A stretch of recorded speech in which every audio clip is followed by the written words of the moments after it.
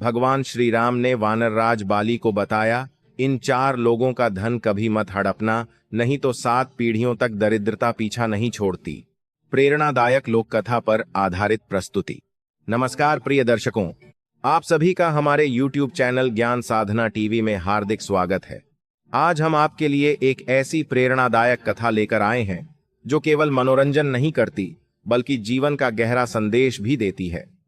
इस कथा में छिपी सीख हर उस व्यक्ति के लिए महत्वपूर्ण है जो धर्म, कर्म और ईमानदारी का महत्व समझना चाहता है। आज की कथा में आप जानेंगे कि वे 4 प्रकार के लोग कौन हैं जिनका धन, अधिकार या मेहनत की कमाई यदि कोई छल, बल या अन्याय से छीन ले तो उसके जीवन में दरिद्रता, अशांति और दुर्भाग्य का प्रवेश हो जाता है। यदि आप इस कथा को सुन रहे हैं तो इसे अंत तक अवश्य सुनें। अधूरा ज्ञान अक्सर भ्रम पैदा करता है, जबकि पूर्ण ज्ञान मनुष्य को सही दिशा दिखाता है। यदि आप भी भगवान श्री राम के भक्त हैं तो श्रद्धा से जय श्री राम अवश्य लिखें और प्रभु से प्रार्थना करें कि वे आपके परिवार पर अपनी कृपा बनाए रखें। अब बिना किसी विलंब के आरंभ करते हैं आज की प्रेरणादायक कथा।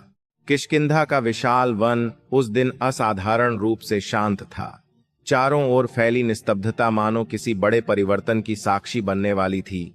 वायु भी धीमी गति से बह रही थी और वृक्षों की शाखाएं जैसे समय के साथ स्थिर हो गई थीं। धरती पर वानरों का महान योद्धा, पराक्रम का प्रतीक और अद्वितीय बलशाली वानरराज बाली घायल अवस्था में पड़ा था। उसके वक्ष में श्रीराम का बाण धांसा हुआ था।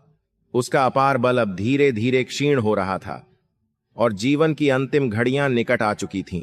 बाली की आंखों में अनेक प्रश्न थे। उसके मन में पीड़ा भी थी और आश्चर्य भी।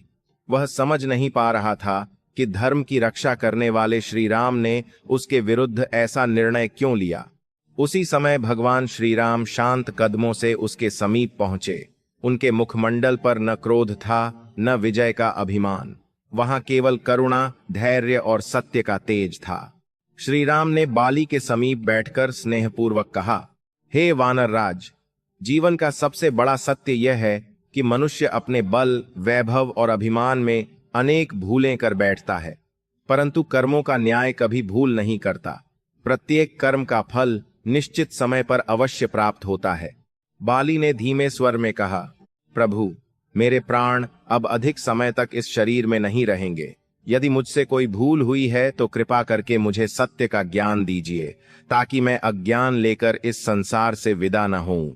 श्री राम मुस्कुराए और बोले, हे बाली, मृत्यु के समय यदि मनुष्य सत्य को स्वीकार कर ले तो उसकी आत्मा का मार्ग सरल हो जाता है। इसीलिए आज मैं तुम्हें कर्म का एक ऐसा रहस्य बताने जा रहा हूं जिसे बहुत कम लोग जानते हैं। बाली पूरी एकाग्रता से श्री राम की ओर देखने लगा। श्री राम बोले, इस संसार में कुछ ऐसे लोग होते हैं जिनका धन, अधिकार या मेहनत की कमाई यदि कोई अन्यायपूर्वक छीन ले तो वह केवल एक व्यक्ति का धन नहीं छीनता बल्कि अपने ही भाग्य का विनाश कर देता है। ऐसे कर्म का प्रभाव केवल उसी व्यक्ति तक सीमित नहीं रहता बल्कि आने वाली पीढ़ियां भी उसके परिणाम भुगतती हैं। यह सुनते ही बाली की उत्सुकता बढ़ गई। उसने विनम्रता से पूछा, प्रभु, वे कौन लोग हैं? ऐसा कौन सा अपराध है जिसका दंड इतना कठोर होता है? श्री राम ने उत्तर दिया, हे बाली, इस प्रश्न का उत्तर केवल उपदेश से नहीं समझाया जा सकता। इसके लिए मैं तुम्हें एक प्राचीन कथा सुनाता हूं। इस कथा में तुम्हें कर्म का ऐसा सत्य मिलेगा जो जीवन भर स्मरण रखने योग्य है। इतना कहकर श्री राम ने अपनी दृष्टि दूर क्षितिज की ओर उठाई और बोले, बहुत समय पहले आर्यभूमि में एक समृद्ध राज्य था जिसका नाम था चंद्रप्रस्थ। वहां का राजा वीरसेन अत्यंत पराक्रमी, धनी और महत्वाकांक्षी था। उसके पास धन, सेना और वैभव की कोई कमी नहीं थी, लेकिन धीरे धीरे उसके मन में लोभ ने स्थान बना लिया। उसे लगने लगा कि जितना धन उसके पास है वह भी कम है। राजा के दरबार में आचार्य सुमति नाम के एक बुद्धिमान और धर्मनिष्ठ महामंत्री थे। वे सदैव राजा को न्याय और धर्म का मार्ग अपनाने की सलाह देते थे। एक दिन राजा ने दरबार में घोषणा की कि पूरे राज्य से दोगुना कर वसूला जाएगा। जो व्यक्ति कर नहीं दे पाएगा उसकी संपत्ति राजकोष में जमा कर ली जाएगी। यह सुनकर आचार्य सुमति ने हाथ जोड़कर कहा, महाराज, राजा का धर्म प्रजा की रक्षा करना है, न कि उसके जीवन का आधार छीन लेना। अन्याय से प्राप्त धन कभी स्थायी सुख नहीं देता। विशेष रूप से 4 प्रकार के लोगों का धन यदि किसी के पास चला जाए तो वह धन नहीं, विनाश का कारण बन जाता है। राजा वीरसेन हंस पड़ा। उसने कहा, आचार्य, मैं इन बातों पर विश्वास नहीं करता। मेरे पास शक्ति है, सेना है और अपार धन है। कोई श्राप मेरा कुछ नहीं बिगाड़ सकता। आचार्य ने शांत स्वर में उत्तर दिया, महाराज, शक्ति का अभिमान मनुष्य को सत्य से दूर कर देता है। समय आने पर वही अभिमान उसके पतन का कारण बनता है। लेकिन राजा ने उनकी बात अनसुनी कर दी। उसने सैनिकों को आदेश दिया कि अगले ही दिन पूरे राज्य में कठोर कर वसूली अभियान चलाया जाए। यहीं से प्रारंभ हुई उस विनाश की कहानी जिसने धीरे धीरे राजा वीरसेन के वैभव, उसके परिवार और उसके पूरे वंश को संकट में डाल दिया। आगे के भाग में आप जानेंगे कि सबसे पहले किस असहाय व्यक्ति का धन छीना गया और क्यों उसी क्षण से राजा के पतन की शुरुआत हो गई। भाग 2, अनाथ बालक का धन और विनाश का पहला श्राप। पिछले भाग में आपने जाना कि किस प्रकार भगवान श्री राम ने वानर राज बाली को कर्म का एक गहरा रहस्य समझाने के लिए राजा वीरसेन की कथा आरंभ की। अब आगे सुनिए। अगले ही दिन सूर्योदय होते ही चंद्रप्रस्थ राज्य में राजा वीरसेन का नया आदेश लागू हो गया। चारों दिशाओं में सैनिकों के दल भेज दिए गए। उनके हाथों में हथियार थे और मुख पर कठोरता स्पष्ट दिखाई दे रही थी। हर गांव, हर कस्बे और हर घर में केवल एक ही बात सुनाई दे रही थी, राजा का आदेश है, हर व्यक्ति दुगुना कर देगा। जो कर नहीं देगा उसकी संपत्ति राजकोष में जमा कर ली जाएगी। प्रजा भयभीत थी। गरीब लोग रो रहे थे, बूढ़े कांप रहे थे और छोटे छोटे बच्चे अपनी माताओं से लिपटकर पूछ रहे थे कि आखिर सैनिक उनके घर क्यों आ रहे हैं। उसी राज्य के एक छोटे से गांव में लगभग 12 वर्ष का एक अनाथ बालक रहता था जिसका नाम माधव था। कुछ वर्ष पहले महामारी ने उसके माता पिता को उससे छीन लिया था। अब इस संसार में उसका कोई अपना नहीं था। उसके पास केवल एक छोटी सी झोपड़ी, थोड़ी सी खेती की जमीन और एक सफेद गाय थी। वही गाय उसके लिए मां के समान थी। उसके दूध से ही उसका जीवन चलता था। माधव सुबह सुबह गाय को चारा खिलाता, खेत में मेहनत करता और भगवान का नाम लेकर अपना दिन बिताता था। गरीबी अवश्य थी, लेकिन उसके मन में संतोष था। उसी समय राजा के सैनिक गांव में पहुंच गए। सैनिकों के घोड़ों की टाप सुनते ही पूरे गांव में हड़कंप मच गया। सेनापति ऊंची आवाज में बोला, सुनो, महाराज वीरसेन का आदेश है, प्रत्येक व्यक्ति तुरंत कर जमा करे। जो कर नहीं देगा उसकी संपत्ति राज्य की होगी। एक एक करके सभी ग्रामीण अपनी सामर्थ्य के अनुसार कर देने लगे। कुछ ही देर बाद सैनिक माधव की झोपड़ी के सामने पहुंचे। उन्होंने देखा कि वहां कोई धन दौलत नहीं थी। सेनापति ने कठोर स्वर में पूछा, अरे लड़के, कर कहां है? माधव ने विनम्रता से हाथ जोड़ लिए। स्वामी, मेरे माता पिता अब इस दुनिया में नहीं है। मेरे पास धन नहीं है। यही गाय मेरा सहारा है। इसी के दूध से मैं जीवित हूं। कृपा करके इसे मत ले जाइए। सेनापति ने उसकी बात अनसुनी कर दी। वह बोला, राजा के आदेश से बड़ा कुछ नहीं होता। यदि कर नहीं है तो गाय राज्य की होगी। इतना कहते ही सैनिक आगे बढ़े और गाय की रस्सी खोलने लगे। माधव रोता हुआ उनके पैरों में गिर पड़ा। मत ले जाइए, यही मेरी मां है। इसके बिना मैं भूखा मर जाऊंगा। भगवान के लिए मुझ पर दया कीजिए। लेकिन सैनिकों के हृदय पर दया का कोई प्रभाव नहीं पड़ा। उन्होंने माधव को धक्का देकर दूर गिरा दिया और गाय को अपने साथ ले चले। अनाथ बालक धूल में गिरा रोता रहा। उसकी आंखों से बहते आंसू मानो आकाश से न्याय की प्रार्थना कर रहे थे। गांव के लोग यह दृश्य देखकर दुखी थे, परंतु राजा के भय से कोई आगे नहीं आया। कुछ देर बाद गांव के वृद्ध पुजारी माधव के पास पहुंचे। उन्होंने उसके सिर पर हाथ रखते हुए कहा, बेटा, चिंता मत कर। संसार में यदि किसी का कोई नहीं होता तो स्वयं भगवान उसके रक्षक बनते हैं। जो अनाथ का अधिकार छीनता है उसका वैभव अधिक दिनों तक नहीं टिकता।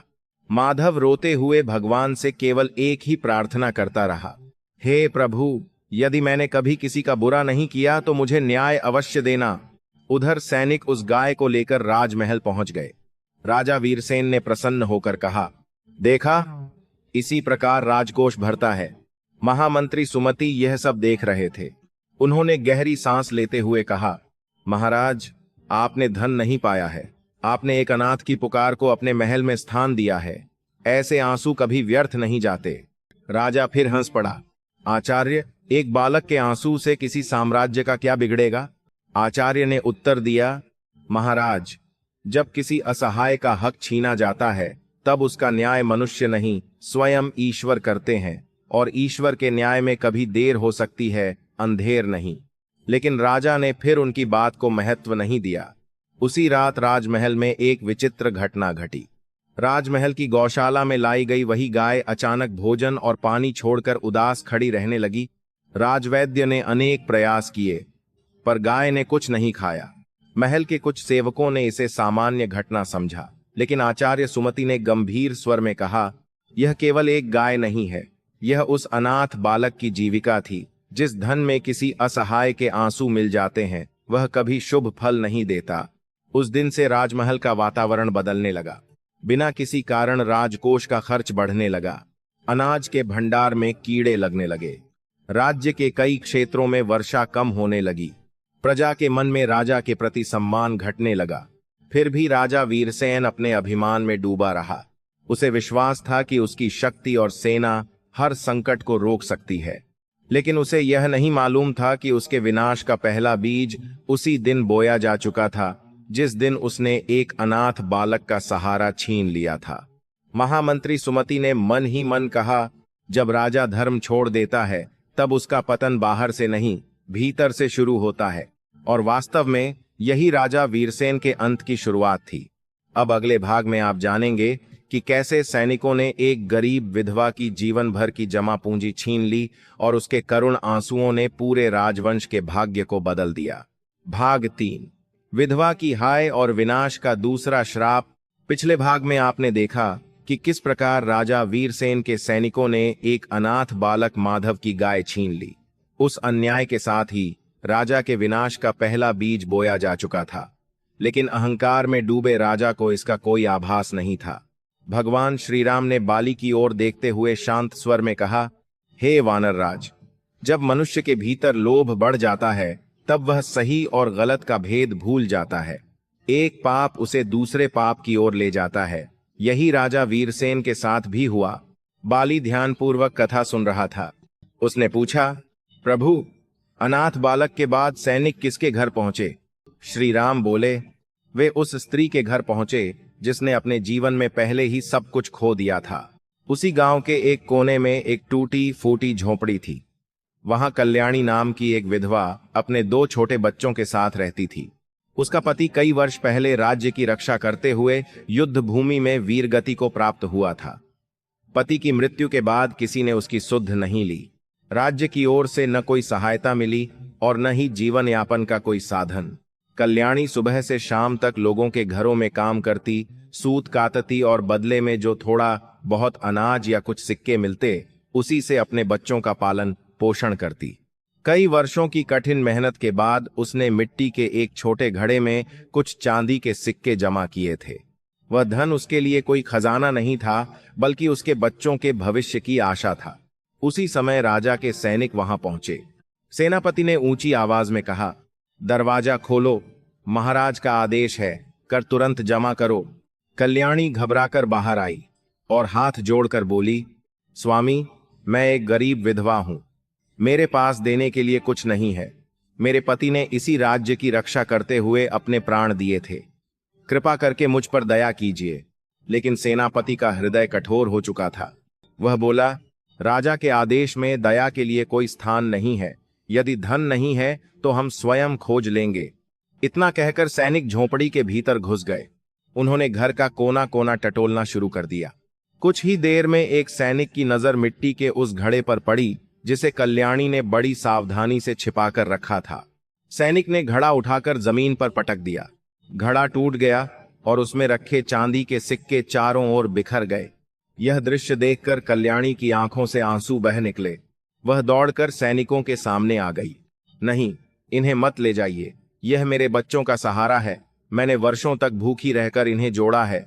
सेनापति व्यंग्य से हंसा। तो धन छिपाकर रखा था, अब यह सब राजकोष में जाएगा। कल्याणी सैनिकों के चरणों में गिर पड़ी। स्वामी, मैं आपसे भीख नहीं मांग रही, केवल अपना अधिकार मांग रही हूं। मेरे बच्चों का भविष्य मत छीनिए। लेकिन सैनिकों ने उसकी एक न सुनी। उन्होंने सारे सिक्के उठा लिए और बाहर निकल गए। दोनों छोटे बच्चे अपनी मां से लिपटकर रोने लगे। पूरी झोपड़ी में केवल विलाप की आवाज गूंज रही थी। गांव की स्त्रियां दूर खड़ी सब कुछ देख रही थीं। उनकी आंखें भी नम थीं, लेकिन राजा के भय से कोई कुछ बोल नहीं सका। कल्याणी ने दोनों हाथ आकाश की ओर उठाए। उसकी आवाज कांप रही थी। हे प्रभु, यदि मेरे पति ने सचमुच इस राज्य के लिए अपने प्राण दिए थे, तो आज मेरे इन आंसुओं का न्याय अवश्य करना। उसकी करुण पुकार वातावरण में गूंज उठी। उधर सैनिक सिक्के लेकर राजमहल पहुंचे। राजा वीरसेन उन्हें देखकर प्रसन्न हुआ। उसे लगा कि उसका खजाना पहले से अधिक भरता जा रहा है। लेकिन महामंत्री सुमति के चेहरे पर चिंता स्पष्ट दिखाई दे रही थी। उन्होंने राजा से कहा, महाराज, आज आपने केवल कुछ चांदी के सिक्के नहीं लिए हैं, आपने एक विधवा की जीवन भर की मेहनत और उसके बच्चों का भविष्य छीन लिया है। राजा ने हंसते हुए कहा, आचार्य, राज्य चलाने के लिए कठोर निर्णय लेने पड़ते हैं। आचार्य ने शांत स्वर में उत्तर दिया, कठोर निर्णय और अन्यायपूर्ण निर्णय में बहुत अंतर होता है। जिस घर से विधवा की हाय निकलती है, वहां लक्ष्मी अधिक समय तक नहीं ठहरती। राजा ने उनकी बात पर ध्यान नहीं दिया। कुछ ही दिनों बाद महल में अजीब घटनाएं होने लगी। राजकोष में रखा सोना बिना कारण चोरी होने लगा। व्यापारियों ने राज्य छोड़ना शुरू कर दिया। खेती की उपज कम होने लगी। प्रजा का विश्वास टूटने लगा। राजा जितना धन इकट्ठा करता, उससे अधिक धन किसी न किसी संकट में खर्च हो जाता। आचार्य सुमति ने मन ही मन कहा, अन्याय से प्राप्त धन कभी सुख नहीं देता, वह अपने साथ अदृश्य विनाश भी लेकर आता है। भगवान श्री राम ने बाली की ओर देखते हुए कहा, हे बाली, याद रखना, जिस प्रकार अनाथ का सहारा छीनना महापाप है, उसी प्रकार किसी विधवा का धन, उसका अधिकार या उसकी मेहनत की कमाई छीनना भी घोर अधर्म है। ऐसे कर्म का फल केवल करने वाला ही नहीं, उसका परिवार और वंश भी भोगता है। बाली की आंखें नम हो गईं। उसने धीमे स्वर में कहा, प्रभु, अब मैं समझने लगा हूं कि अन्याय से प्राप्त धन वास्तव में अभिशाप होता है, वरदान नहीं। श्री राम ने गंभीर स्वर में उत्तर दिया, अभी कथा समाप्त नहीं हुई है बाली। राजा वीरसेन के पापों का घड़ा अभी और भरना बाकी है। अगले भाग में आप जानेंगे कि कैसे एक गंभीर रूप से बीमार वृद्ध के इलाज के लिए रखी गई धनराशि भी सैनिकों ने छीन ली और उसी दिन राजा के भाग्य पर विनाश की तीसरी मुहर लग गई। भाग 4। बीमार व्यक्ति की दवा का धन और विनाश का तीसरा श्राप। पिछले भाग में आपने देखा कि किस प्रकार राजा वीरसेन के सैनिकों ने एक गरीब विधवा की जीवन भर की जमा पूंजी छीन ली। उसके करुण आंसुओं ने पूरे राज्य के भाग्य पर दूसरा अभिशाप अंकित कर दिया। लेकिन अहंकार में डूबा राजा अब भी अपने कर्मों का परिणाम समझने को तैयार नहीं था। भगवान श्री राम ने शांत स्वर में बाली से कहा, हे वानर राज, जब मनुष्य लोभ के कारण धर्म से भटक जाता है, तब उसका विवेक नष्ट हो जाता है। उसे केवल धन दिखाई देता है, दूसरों का दुख नहीं। राजा वीरसेन भी उसी अंधे अहंकार में डूब चुका था। बाली ने विनम्रता से पूछा, प्रभु, अब सैनिक किसके घर पहुंचे? श्री राम बोले, वे उस व्यक्ति के घर पहुंचे जिसके लिए प्रत्येक स्वर्ण मुद्रा जीवन और मृत्यु के बीच का अंतर थी। चंद्रप्रस्थ नगर के एक साधारण मोहल्ले में सोमदत्त नाम का एक वृद्ध रहता था। कई वर्षों से वह गंभीर बीमारी से पीड़ित था। उसका शरीर इतना कमजोर हो चुका था कि वह बिना सहारे उठ भी नहीं सकता था। उसका एकमात्र पुत्र गौतम दिन रात अपने पिता की सेवा करता था। वह मजदूरी करके जो कुछ कमाता, उसी से घर चलता और पिता के इलाज का खर्च भी निकलता। एक प्रसिद्ध वैद्य ने गौतम से कहा था कि यदि दुर्लभ औषधि समय पर मिल जाए तो उसके पिता के बचने की आशा है, लेकिन वह औषधि बहुत महंगी थी। गौतम ने कई महीनों तक भूखा रहकर दिन रात मेहनत करके कुछ स्वर्ण मुद्राएं इकट्ठी की थीं। आज वह उन्हें लेकर वैद्य के पास जाने ही वाला था। उसी समय राजा वीरसेन के सैनिक उसके घर पहुंच गए। सेनापति ने कठोर स्वर में कहा, महाराज का आदेश है, प्रत्येक व्यक्ति अपनाकर तुरंत जमा करे। गौतम ने हाथ जोड़कर कहा, स्वामी, यह धन कर देने के लिए नहीं है, यह मेरे बीमार पिता की दवा के लिए है। यदि आज औषधि नहीं मिली तो वे जीवित नहीं बचेंगे। सेनापति ने उसकी मुट्ठी में पकड़ी स्वर्ण मुद्राओं की ओर देखा। उसके मन में दया नहीं, केवल लालच था। वह बोला, राजा का कर पहले आएगा, तेरे पिता का इलाज बाद में होगा। गौतम घुटनों के बल बैठ गया। महाराज, मेरे पिता जीवन भर ईमानदारी से इस राज्य की सेवा करते रहे हैं, कृपा करके उनकी दवा का धन मत लीजिए। लेकिन सैनिकों ने उसकी एक न सुनी। उन्होंने बलपूर्वक उसकी मुट्ठी खोल दी और सारी स्वर्ण मुद्राएं छीन ली। गौतम की आंखों से आंसू बहने लगे। वह सैनिकों के पीछे भागा, लेकिन उसे धक्का देकर गिरा दिया गया। खाट पर लेटे सोमदत्त यह सब अपनी आंखों से देख रहे थे। उनकी आंखों से भी आंसू बह निकले। कमजोर स्वर में उन्होंने कहा, बेटा, चिंता मत कर। जिसने रोगी की दवा का धन छीना है, उसका सुख अधिक दिन नहीं टिकेगा। ईश्वर सब देख रहे हैं। लेकिन बिना औषधि के उसी रात सोमदत्त की अवस्था और बिगड़ गई। प्रातः होते होते उन्होंने अंतिम सांस ले ली। गौतम अपने पिता के चरणों में सिर रखकर फूट फूट कर रोने लगा। पूरा मोहल्ला शोक में डूब गया। जब सैनिक वह धन लेकर राजमहल पहुंचे तो राजा ने प्रसन्न होकर कहा, देखो, मेरा खजाना दिन प्रतिदिन भरता जा रहा है। महामंत्री सुमति ने गंभीर स्वर में उत्तर दिया, महाराज, आज आपके खजाने में स्वर्ण नहीं आया है। आज उसमें एक असहाय रोगी की अंतिम सांसों का दुख और उसके पुत्र की विवशता भी आ गई है। राजा ने उपहास करते हुए कहा, आचार्य, आप हर बात में अपशकुन क्यों देखते हैं? सुमति ने शांत स्वर में कहा, मैं अपशकुन नहीं देखता महाराज, मैं कर्म का परिणाम देख रहा हूं। जिस धन में किसी रोगी की पीड़ा मिल जाती है, वह धन कभी सुख नहीं देता। वह धीरे धीरे घर की शांति, स्वास्थ्य और समृद्धि को नष्ट कर देता है। राजा फिर भी नहीं माना। कुछ ही समय बाद राजमहल में विचित्र घटनाएं होने लगी। राजा का प्रिय पुत्र अचानक गंभीर रोग से ग्रस्त हो गया। राजवैद्य, दूर दूर के चिकित्सक और अनेक उपचार किए गए, लेकिन कोई लाभ नहीं हुआ। महल में चिंता का वातावरण छा गया। राजा रात भर जागकर अपने पुत्र की चिंता करने लगा। उसी समय महामंत्री सुमति ने धीमे स्वर में कहा, महाराज, जब किसी असहाय रोगी की दवा का धन छीन लिया जाता है, तब वही कर्म किसी न किसी रूप में लौट कर आता है। राजा कुछ क्षण के लिए मौन हो गया, लेकिन उसका अहंकार अभी भी पूरी तरह नहीं टूटा। भगवान श्री राम ने बाली की ओर देखकर कहा, हे बाली, स्मरण रखना, बीमार, असहाय या जीवन बचाने के लिए रखा गया धन छीनना अत्यंत बड़ा अधर्म है। ऐसा धन कभी किसी का कल्याण नहीं करता। बाली की आंखें भर आईं। उसने कहा, प्रभु, अब मैं समझ गया हूं कि अन्याय से कमाया गया धन बाहर से सोना दिखाई देता है, लेकिन भीतर से वह विष के समान होता है। श्री राम ने उत्तर दिया, तुमने सत्य को पहचानना प्रारंभ कर दिया है, परंतु राजा वीरसेन का पाप अभी पूर्ण नहीं हुआ था। उन्होंने आगे कहा, अब केवल एक अंतिम अपराध शेष था, ऐसा अपराध जिसने उसके वंश के विनाश की अंतिम मुहर लगा दी।